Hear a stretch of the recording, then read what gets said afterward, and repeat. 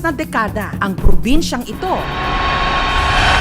kinatatakutan ng mga turista. Naging daanan at kuta rin ng mga terorista at bandido. Pero sa paglipas ng mga taon, ang walang tigil na putukan napalitan ng katahimikan.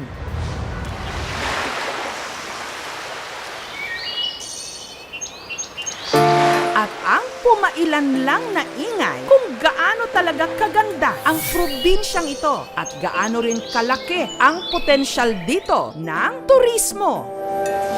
Diyan ka po palupasok!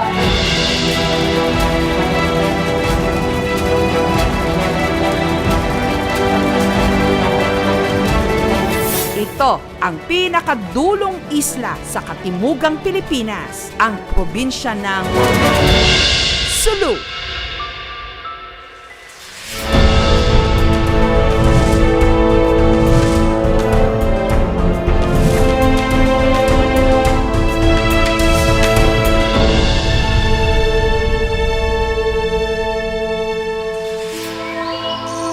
Matagal nang palaisipan ng marami kung anong yaman ang ikinukubli ng Sulu Province.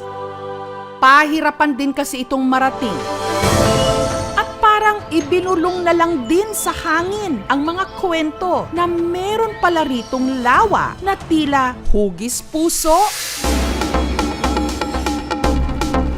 Medyo favorable pa yung weather natin kasi maaga tayong umalis.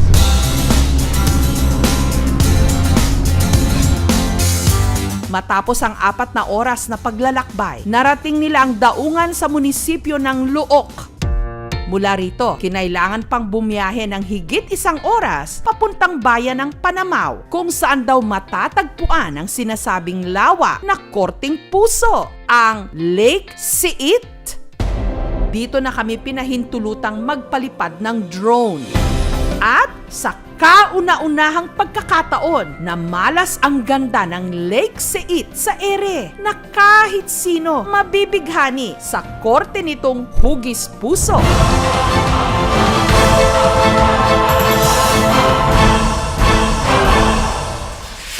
Ang lawa, isa palang volcanic lake, may lapad na 800 meters. Pero ang lalim, hindi pa nasusukat. Marami kasi bulkan sa lugar. Yung Sulu Island kasi parang set ng mga maars, cinder cones. So part yung sa 8 Lake na dati na ring pumutok kaya nagkaroon ng ganong formation. Singtamis ng mga kwento ng wagas na pag-ibig kung paano ngang lawa nagkorting puso. Ito ay nung minahal daw ng tagapagbantay ng lawa na kung kanilang tawagin kaapuhan ang isang mortal. Nagbunga ito ng supling. Nagustuhan siya pagkatapos nagkasal sila. Nag-conduct na ng iba't ibang feasibility studies. Una po yung view deck outside the battalion, yung paggawa ng trail from sa taas papunta sa baba para po mas madali po sa mga tourist natin na maka-experience po kung gaano kaganda yung Lake Siit po. Ang Siit Lake nananatili pang untouched, virgin. Napapalibutan ng mayabong na kakahuyan. Sa lawa na rin naliligo at naglalaba ang mga residente. Binibiro ko sila kaya nga lovable kami, si heart shape kami, mapagmahal kami. Halos 2 oras mula sa Siit Lake, ang mahabang white sand beach ng Istambak sa bayan ng Parang, kung saan nakatindig ang floating cottages, nahahawig sa world-class villas ng Maldives.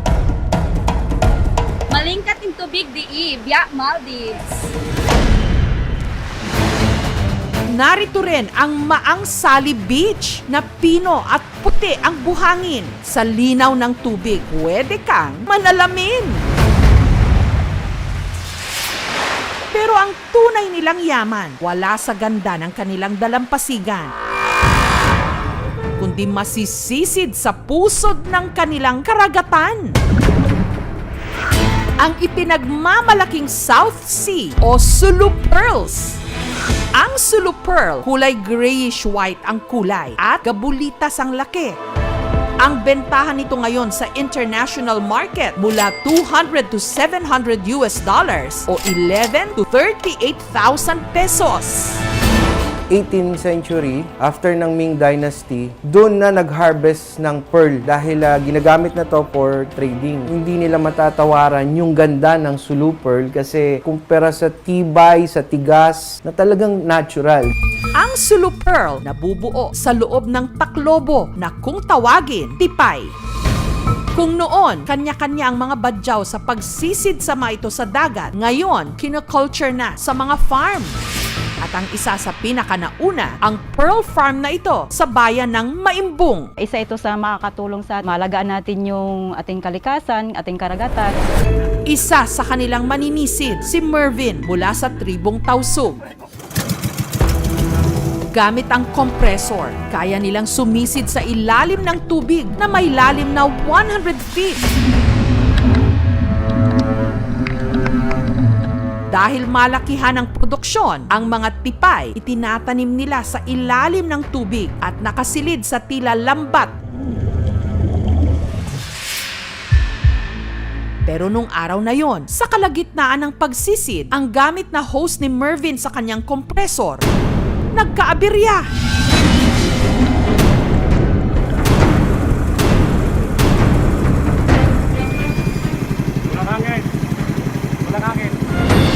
Minsan umatalsik yung hangin sa labas kasi yung patuloy din naman po yung hangin sa hose. Kailangan body sila dalawa para in case na magka-problema man sa ilalim, mayroong isang makariskyo na kasama. Ang kita ni Mervin, 8,000 piso kada buwan. Malaking tulong para hindi sila malunod sa gutom. Kahit po delikado, gagawin ko yun para lang maahon kami sa hirap. Ang mga tipay nililinis. At saka maingat na tinutungkab para makuha ang perlas sa loob.